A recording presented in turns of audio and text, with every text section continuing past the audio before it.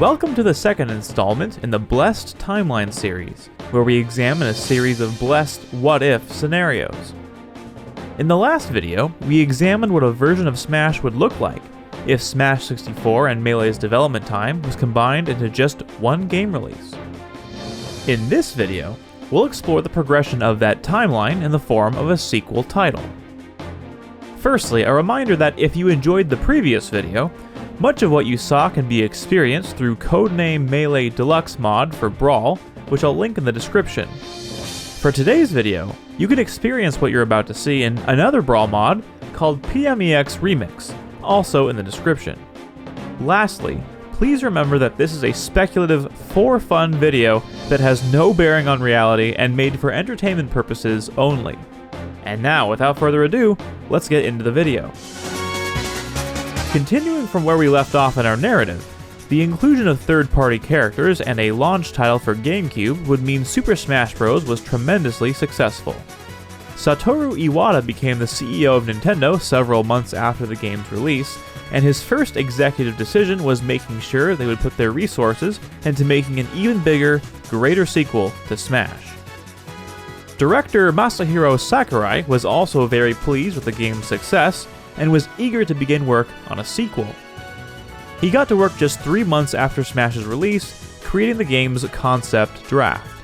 Iwata told Sakurai that he had absolute creative freedom to make the sequel he wanted. The president knew it would be in good hands with Sakurai and HAL Labs. Over the course of several years, many third-party companies had reached out to Nintendo, asking if a sequel was in the works. Sakurai would ultimately have say over who made it in, and didn't want to draw exclusively from third-party franchises to expand the character roster or the stage list.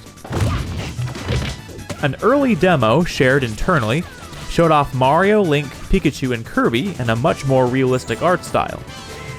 They fought on a stage that had a day and night cycle and a large background environment. This would require hardware more sophisticated than GameCube's, so it was decided to adjust development for the upcoming Nintendo Revolution console. During E3 2005, Iwata revealed the Nintendo Revolution console, which was met with much anticipation and excitement by fans. At the end of the presentation, they showed off one final trailer, a video teasing the upcoming Smash Bros. Sequel called Super Smash Bros. Deluxe. As you're watching this, you may be reminded of our timeline's version of Melee's sequel, Brawl. Visually, there are many similarities. However, unlike our timeline, the game would feel and play a lot more like Melee, having tons more content, and it would have been released earlier. Let's discuss these differences. Here is the character selection screen.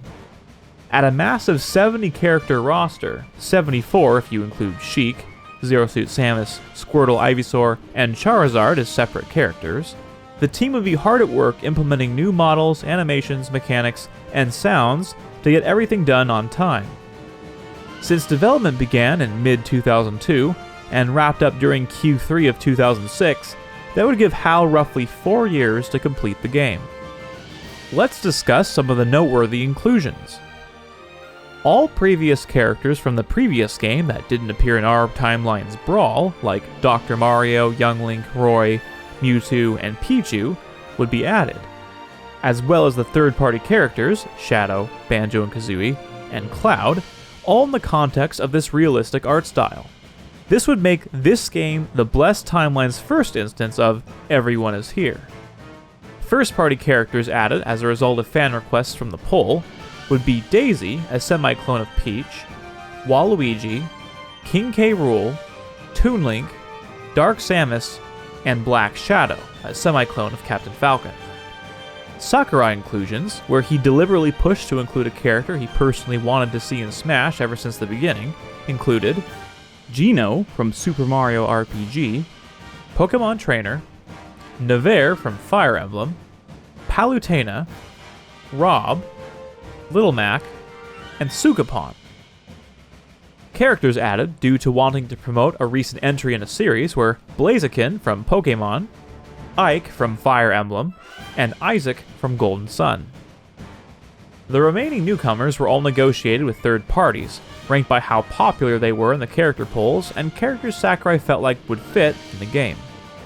These additional third-party characters were Knuckles from Sonic the Hedgehog, Sephiroth from Final Fantasy VII, Simon Belmont and a semi-clone, Richter Belmont from Castlevania, Alucard also from Castlevania, Ryu and a semi-clone, Ken from Street Fighter, Kazuya from Tekken, Terry Bogard from Fatal Fury, Sub-Zero from Mortal Kombat, Mega Man, Pac-Man, and Bomberman, each from their respective namesake series, Erdrick from Dragon Quest, and Sora from Kingdom Hearts. Gameplay-wise, Sakurai desired to make this gameplay just like its predecessor, but even more refined. He was aware of the growing competitive scene for Smash, which he wholeheartedly supported, and was pushing for Nintendo to pay more attention to it. To cater to the scene, he adjusted properties like hit stun and hit lag values, increased the window for short hops, made tether recoveries easier, and modified ledge grabbing for balance. He added some new abilities for some characters, like crawling, which was previously only available for Snake and Samus, gliding, and wall clinging. Sakurai wanted to include additional hidden techniques and advanced mechanics, including the ones he had introduced in the first game. To add to the list of existing advanced mechanics, he added footstooling, dash attack canceled up smashes, pivot grabbing, and B reverses. At the same time, he also desired to make this game more accessible for new players. He implemented multiple controller options, included optional motion controls, and a return of the single-button gameplay special mode. The flagship single-player mode, Subspace Emissary, would be even bigger and more grand, taking cues from the expanded adventure mode of this Blessed Timeline's first Smash game, with a larger involvement in the universes of the characters' series, including worlds from third-party characters. Here's a bit more of the game in action.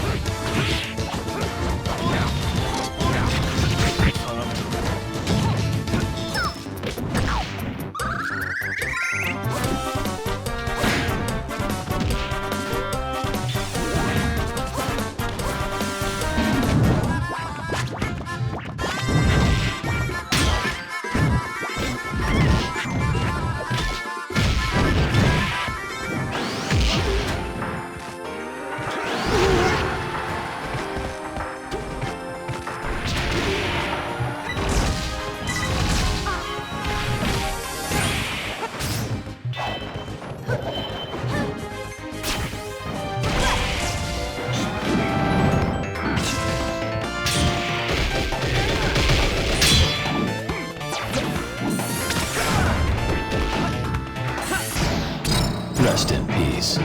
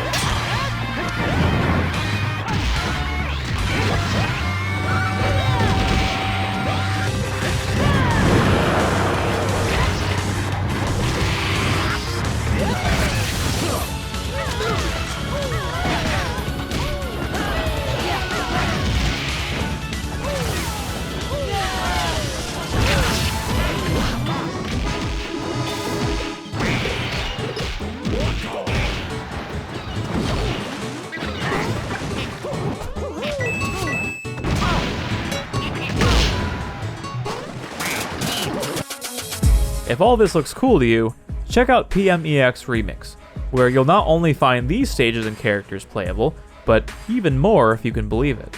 I hope you enjoyed this video, and if you did, please comment, like, or subscribe so I know. Thank you for watching, and God bless.